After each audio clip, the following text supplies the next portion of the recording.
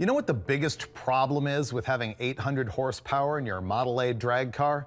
It's not having 1,000 horsepower in your Model A drag car. See, on the Roadkill Garage show, me, Steve Dulcich, and my buddy Sam Strube have been building my 31 Ford Model A Coupe, and it is going to be a dedicated race car, and I'm trying desperately to run 8s in the quarter mile, naturally aspirated. The engine that's in the car right now, you've seen on Enginemasters. It's a 572 pump gas deal. It makes about 800 horsepower, and I don't yet know if it's actually gonna break into the 8s. I suspect not. And so my 2-year dream has been this engine right here that you saw on episode 70 of Enginemasters, where it made 1,000 horsepower naturally aspirated. Now on this episode, it's gonna get much more personal because I wanna configure the thing exactly how I want it in the car. Let's do a quick refresher course. This is a 582 cubic inch tall deck big block Chevy. It has got an aluminum block from Dart. I've never had an aluminum block in my life, and it just makes me so excited. I'm gonna save a bunch of weight on that car. It's got a K1 bottom end. It's got diamond pistons for 14.7 to 1 compression. You know what's weird? Every time I tell people the compression ratio, I get questions that say, well, is that because a stoichiometric mixture for gasoline is 14.7? No, complete coincidence, has nothing to do with it. The top end of this thing has a Dart aluminum head on it. It's a 20-degree altered valve angle head, and it has a 451cc intake runner. It has a massive custom Comp Cam's solid roller camshaft, and when we ran it before, it had this induction system right here. An out-of-the-box Holley Dominator and an out-of-the-box Edelbrock intake manifold, and we also ran it with our typical dyno headers.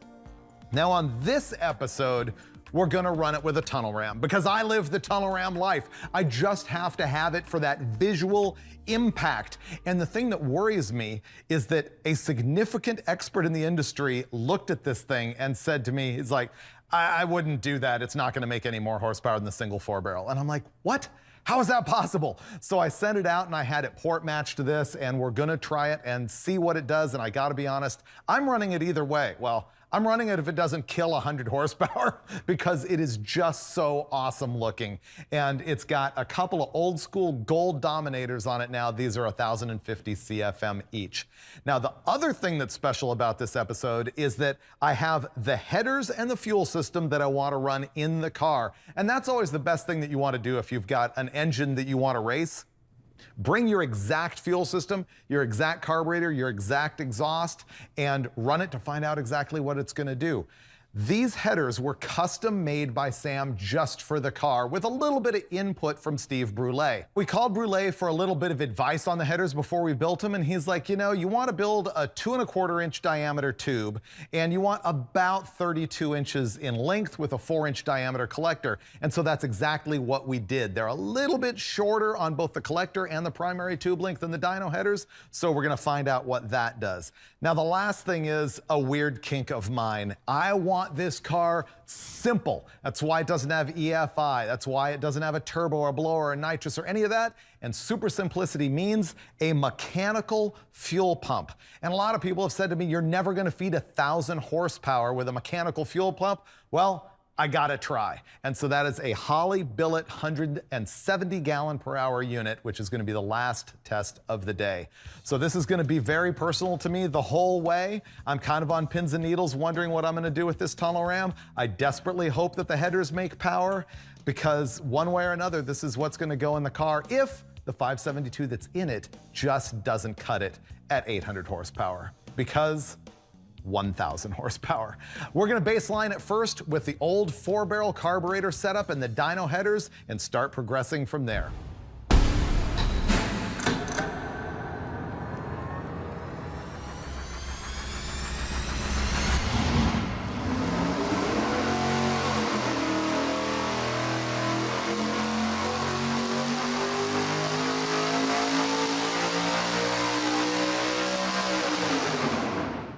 There's our first run. We barely squeaked it. It made 1,007.8 horsepower at 7,400 RPM. Man, it's cool revving an engine this big, that high. And it made 780 pound-feet of torque at 6,400 RPM. Okay, pretty good. Yeah, I think it's on par with what we saw the last time we ran this thing, given that there's no vacuum pump on it. And yeah, I think the best run we had last time with pre-changing fuel was something like 1,015 or 17 or something right there. So we're right there. Yeah, so it's in the neighborhood. What do you want to do first, headers or tunnel ram? Oh, that's an easy one. Tunnel ram. Guess I didn't need to ask.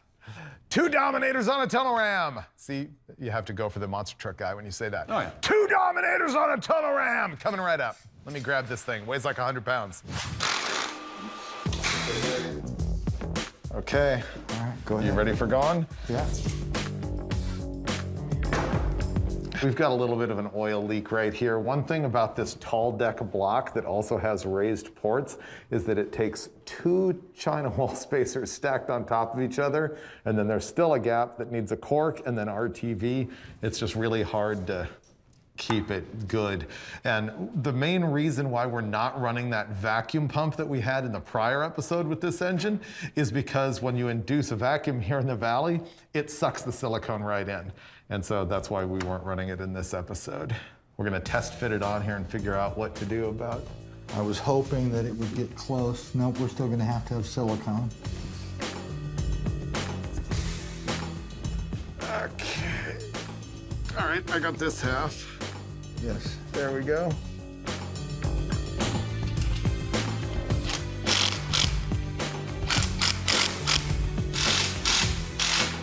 Well, this is all me, tunnel ram greatness.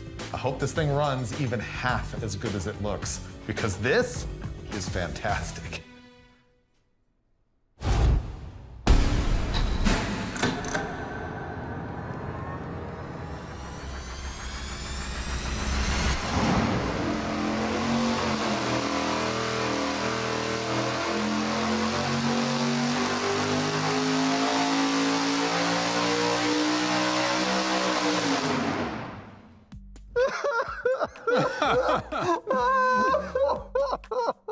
Freiburger, pull yourself together, bro.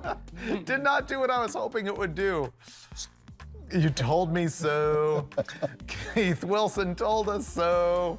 1,024 horsepower, 823 pound-feet of torque, so that's a significant gain. But dude, wait till you see the overlay. Yeah. So the black line's the tunnel ram, and you got to admit that is a lot of beef in the curve, and that is a lot of torque in the curve, but it gives up at 6,700 RPM, 6,800 RPM. Yeah. Yeah, it is just on the downward slope. That is too long of a runner and not enough airflow. Yeah, it's a compound problem on this thing because they've already extended the intake runner on the head by being that raised port 20 degree. Right. Now it's already an inch longer. Now you put this 9-inch long runner dart on it. I mean, it just gets really long. It's a really long intake runner, and as we've learned before, long runner means low end power. Short runner tends to favor the high RPM, and nothing could actually spell that out more than No, this. ton of torque and then just kind of up here at the top. On a typical kind of combination, if you saw that, like for a street engine, you'd go, oh, wow, the tunnel ram's way better because it just gets nipped out at the very top. But for a drag race application, I'm going to be driving from 6,000 up to and 7,500. I want to shift it at 7,500. I mean, it's just going to roll over like a dog at the high RPM. But it might still be faster. Can I just look at the power curve again? Just to sort of... Do you really want to? If you don't like the horsepower, just sell the torque, Freiburger. It doesn't work in this circumstance. It's a drag race application. It's like the, you know, the old magazine days. Is that like sell the sizzle instead of the steak? Yes. Yeah. So it looks good when it's on its own on the screen. It's when you compare it to the other one. When you put a fuel curve in there, it's not nearly as offensive. I know, it changes the scale. That doesn't look it's quite not as bad. offensive. Yeah, once again, if this was one of those streetcar deals, we'd be going, oh, this is totally worth it. But for a drag race thing, not so much. Oh, well. Let's go kill more power with my custom-made headers that cost me a fortune. Perfect. Okay. Yeah, let's go throw headers on this thing.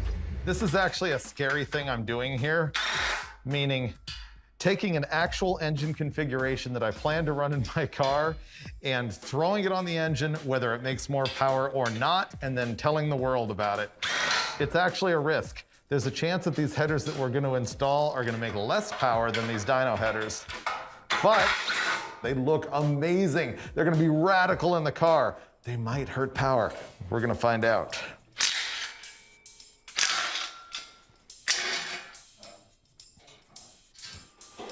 Trying to be super careful not to dent these because they have a lot of work in them.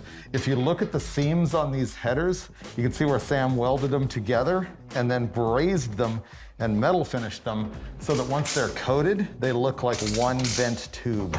Cool. How rad does it look though? I think it looks pretty good, Freiburger. It's pretty neat. I'm happy with it. Man, this is gonna look great when it's in the car. Actually, one of the cool retro things I'm gonna do when it's in the car is what's called a Panovac system, which is an old school thing that really makes no power, but it keeps the engine nice and clean. It's a hose that runs off of a breather right here and goes right down to this bung on the header that has a one-way valve in it so that you cannot backfire and shove pressure into the engine, but the gases passing out the header create a little bit of a vacuum, draw all the oil fumes and things out of the crankcase and keeps the engine really clean. So that's what that is.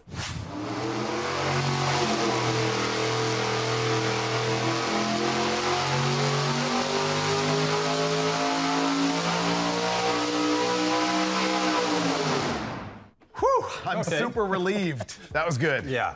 Our new power numbers with my custom headers: 1,028.4 horsepower, the torque 822.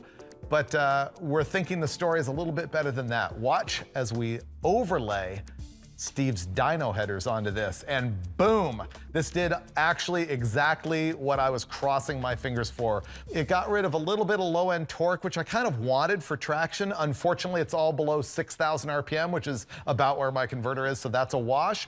But it picked back up at the top end where the tunnel ram had actually lost power. Yeah, this is actually a real benefit there, and I think that's due to a little bit shorter primary, and of course the collector's a touch shorter too. Yeah. So I measured both headers. Your longest tube on your dyno header is about 33, 34. The shortest is about 26. Yeah. These are all rolling between 30 and 32. So it's in the neighborhood. The collector's a little bit shorter. That might be where the torque is. I think they're both, these are 2 1/4. Are yours 2 1/4? Yes, they are. Okay. So it could be partially the collector too, because we've got those 18-inch long extensions. Yeah. You know, whether it's primary or collector, that was the result you were looking for. So For your it's a good application, thing. the way it carries past peak horsepower It's perfect. Yeah, that's what you needed to pick up a little bit of that. No, I'm actually really happy with that. That's much better. So much so, can we look at the overlay of the single 4-barrel with the dyno headers versus the tunnel ram with these headers? Because I want to see if the headers actually picked back up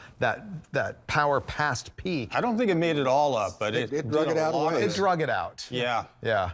It makes it look not as bad. I mean, of course, what I want to do now is put the 4-barrel back on it and see what happens. Well, But actually, I'm having to pick the tunnel ram now. This is just better. It's just better everywhere. You know, I mean, you can give that up at 75 because once the car is moving and it's rolling 150 or 60 miles an hour, you can lose quite a bit of power there, and it doesn't slow it down much.